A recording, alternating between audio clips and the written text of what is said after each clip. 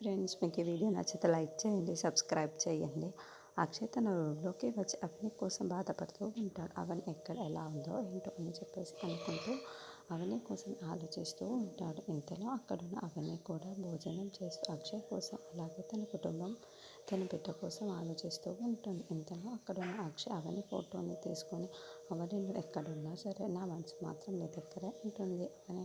నువ్వు అక్కడ ఉన్నావు కానీ నాకు చాలా బాధగా ఉంది అవని. నువ్వు మళ్ళీ ఎప్పటికీ మన ఇంటికి వస్తావా అని ఎదురు చూస్తున్నాను. నువ్వు ఎప్పుడు ఇంటికి త్వరగా రావాలి అని నేను కోరుకుంటున్నాను అవని అని చెప్పేసి అనుకుంటూ మాట్లాడుతూ చాలా బాధపడుతూ ఉంటాడు. ఇంతలో అక్కడికి పల్లవి వచ్చి ఆ మాటలన్నీ విని, ఏంటి వీడు మళ్ళీ అవని అక్కని ఇంటికి తీసుకొని వచ్చే విధంగానే ఉన్నాడు.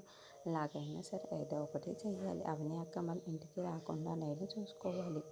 ఇలా చేస్తే ఖచ్చితంగా అవని అక్క ఇంటికి వచ్చేలాగానే ఉంది. నేను ఏదో ఒక ప్లాన్ మళ్ళీ చేయాలి అని చెప్పేసి అనుకుంటూ అక్కడి నుండి వెళ్ళిపోతూ ఉంటుంది. ఇంతలో అవని అన్నం తింటూ ఉన్నప్పుడు పొలమారుతూ ఉంటుంది. అది చూసిన ఆవిడ ఎవరో దగ్గర వాళ్ళు మాత్రం నిన్ను తలుచుకుంటున్నారమ్మా, అందుకే ఇలా పొలమారుతున్నావు అని చెప్పేసి వాటర్ని ఇస్తూ ఉంటుంది. ఇంతలో అక్కడ ఉన్న అక్షయ్ మాత్రం అవనిని తలుచుకుంటూ చాలా బాధపడుతూ ఉంటాడు. అవని ఎక్కడున్నా సరే మళ్ళీ త్వరగా మా ఇంటికి రావాలి అని నేను కోరుకుంటున్నాను అని చెప్పేసి అనుకుంటూ ఉంటాడు. ఇంతలో ఉదయాన్నే లేచి ఆఫీస్కి వెళ్తూ ఉంటాడు. అక్కడున్న ఆఫీసర్స్ అందరూ కూడా బొకేస్ ఇచ్చి మరి వెల్కమ్ చెబుతూ ఉంటారు.